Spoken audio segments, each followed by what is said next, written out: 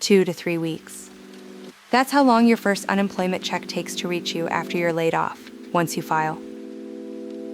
That clock doesn't start the day you lose the job. It starts the day you file the claim. So the most expensive mistake in your first 7 days isn't overspending. It's waiting to file because you feel blindsided, or you assume the severance covers it. There's a version of this week where you quietly leave a month of benefits behind and never even know it happened. Hi everyone, Nova here. Rule 1 is stranger than it sounds. You file in the state where you actually worked, not where you live.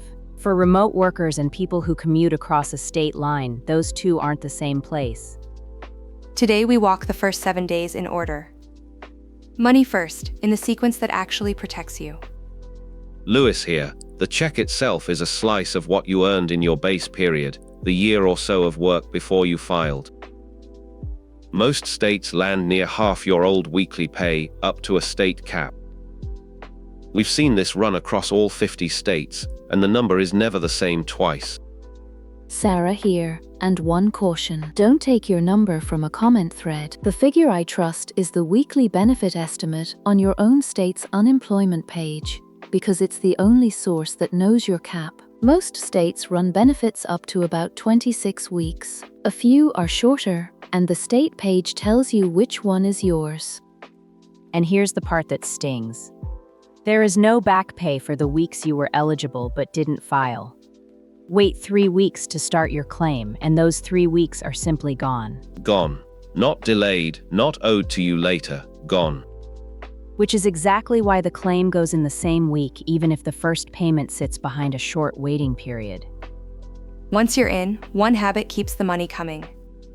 Every week you certify. It's a 2-minute check-in that says you're still out of work and still looking. Miss a week, and the payments stop cold until you fix it. Sarah, the comments ask one version of this constantly. Put it to us. Yes, and it's this. If I'm getting severance, should I wait to file for unemployment until the severance runs out? The short version saves people more money than anything else today. File now anyway, and we'll show you the dollars in a bit. File now. We'll prove why with real numbers later. Coming up, the 60-day clock on your health coverage, food help that can land in 7 days, and the retirement mistake that quietly costs people thousands.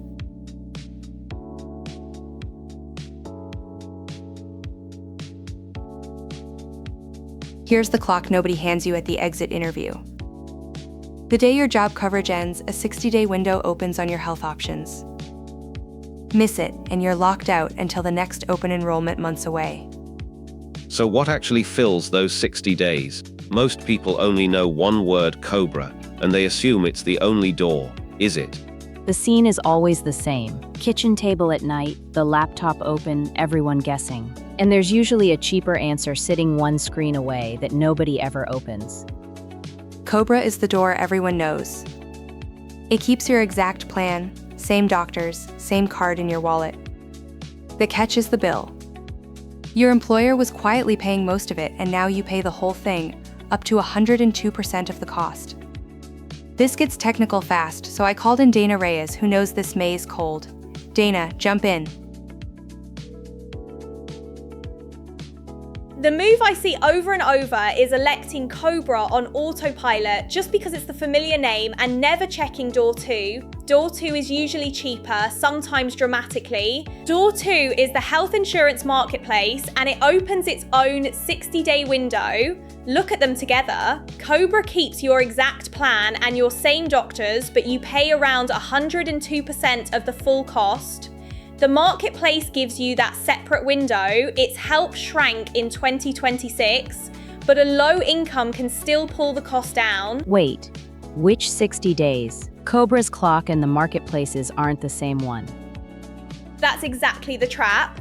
They overlap, but they run separately. Burn the marketplace window waiting on a COBRA decision, and you can lock yourself out of the cheaper option entirely. And 2026 changed the math on the marketplace. The enhanced help that made those plans cheap expired at the end of last year. For people who were getting it, the premium they actually pay more than doubled on average, roughly from $890 a year to over $1,900. But the help didn't vanish, and that matters right here. Someone who just lost a paycheck has a much lower income this month. Lower income means the subsidy does more work, not less. You know what, Nova? That's fair. I said that too broadly. The help shrank, it didn't disappear. At the income you're sitting at right after a layoff, a subsidy can still carry a real chunk of the cost, which points straight at door 3, the one people skip. Medicaid has no enrollment window at all. You apply any day of the year, and right after a layoff, when the monthly income drops, families qualify who didn't a month earlier. And to sign up for the new coverage, you'll need proof you lost the old coverage. The system asks you to bring a photo of the door you just walked out of. Keep that termination letter and your COBRA notice. That paperwork is literally your ticket into the marketplace. Don't shred it in a bad week. Run all 3 before you pick one. That's the move that beats the guessing. Don't choose from memory, and don't trust a forum for your price. Open your own state's marketplace at HealthCare.gov. Put in your new lower income, and let it check the Medicaid box in the same application. One page reads all 3 answers back to you. COBRA's cost, your real marketplace price after help, and whether Medicaid takes over completely. I trust the result on that page over any rule of thumb, because it is reading your income, not somebody's memory. So here's what I'd actually do. COBRA only if you're mid-treatment and cannot lose your doctors, because you'll pay hard for that continuity.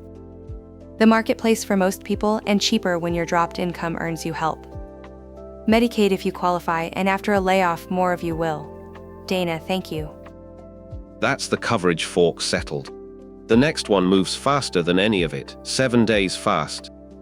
One thing before the next part, and then we move right on. If any of this is clicking, tap that like, hit subscribe, and ring the bell for the next one. It takes a second, it costs nothing, and it helps more than you would think.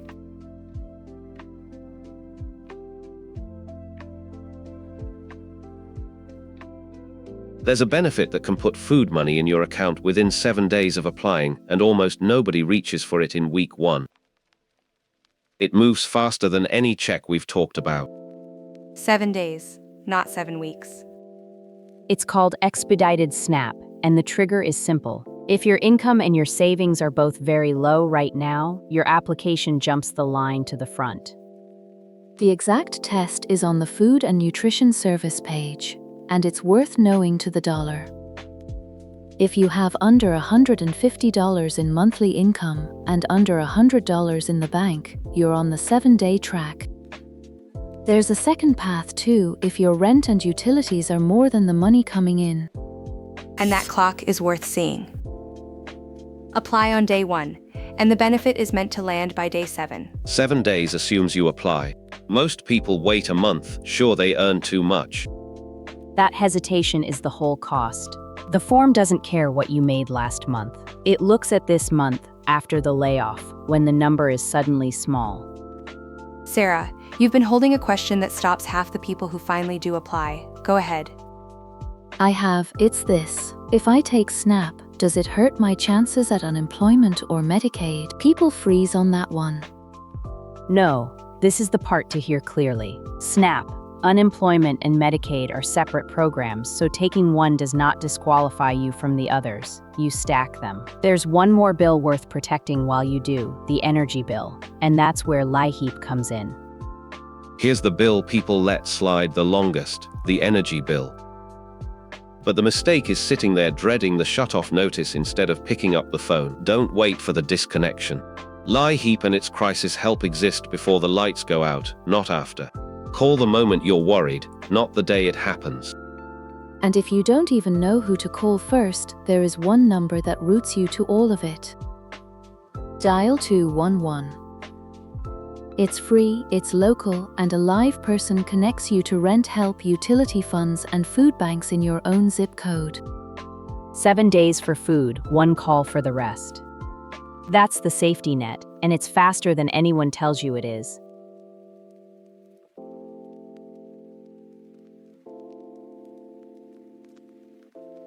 The most expensive button in your first week isn't at the store. It's the one that says cash out my 401k. It feels like free money sitting right there when the rent is due. It's actually the opposite. It's the most heavily taxed dollar you own, and you're reaching for it at the worst possible moment. If you're under 59 and a half, the government adds a 10% penalty on top of the regular income tax. We've watched that combination eat a third of the balance before the money ever lands. Watch what a $20,000 cash out actually pays out. Start with the full balance you pull, $20,000. First, the penalty comes off the top. $2,000 gone, purely for the timing of when you touched it. Then the income tax. In the 22% bracket, that's another $4,400, and that's before your state reaches in for its own share. So $20,000 becomes about $13,600. You torched over $6,000 to reach money that was already yours. So here's the free fix, and it has a name. The IRS calls it a direct rollover. The money moves straight from the old plan into an IRA or a new employer's plan, and nothing is withheld. No penalty, no tax event. Every dollar stays invested and working. The version to avoid is having the check mailed to you. The moment it's paid to your hand, they withhold 20%, and a 60-day clock starts to get the whole amount into a new account, or the whole thing counts as a withdrawal. And to roll the full amount, you have to replace that withheld 20% out of your own pocket. The clean move then, leave it or roll it directly. Don't let it touch your checking account at all. Not for one afternoon. Which brings us back to severance and your final pay. Negotiate it. Final pay, unused vacation where your state requires a payout, all of it in writing. Lewis, this next part is the one people get wrong. In some states, a severance lump sum delays or shrinks your unemployment. They spread it across the weeks it's meant to cover. In other states, it doesn't touch your benefit at all. Nobody online can tell you which one you're in. So don't guess, and do not sit on your claim assuming the severance disqualifies you. File the week you're let go. Let your state's unemployment office apply its own rule, because the confirmation page will tell you exactly how severance is treated where you live. That's the difference between a short delay and money you never see. So carry one rule out of today: file first, read the fine print second. The worst case of filing is a few weeks of delay. The worst case of waiting is weeks you were owed and never get back.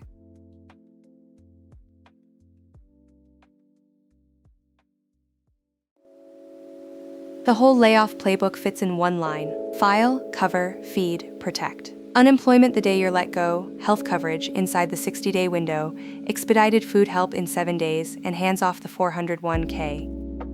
Do those 4 this week, and here's what you keep. Months of runway instead of a scramble next month, coverage you didn't gamble on, and a retirement account you didn't torch.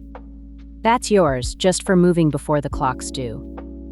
Next time we open the folder, nobody reads until it's too late. The severance agreement itself, and the one clause that quietly signs away your right to fight the layoff. If this turned a foggy week into a checklist, subscribe. We're building the whole US benefits playbook, one life event at a time. And hit like so it reaches the next person who just got the call. And here's the one we couldn't settle for you. If you were mid-treatment with a doctor you trust, would you pay full price for COBRA to keep that care, or switch to a cheaper Marketplace plan and change providers? Tell us in the comments. I learned something putting this one together, and I hope you did too. Now take what you learned and go make it count. This is Professor Erica, signing off.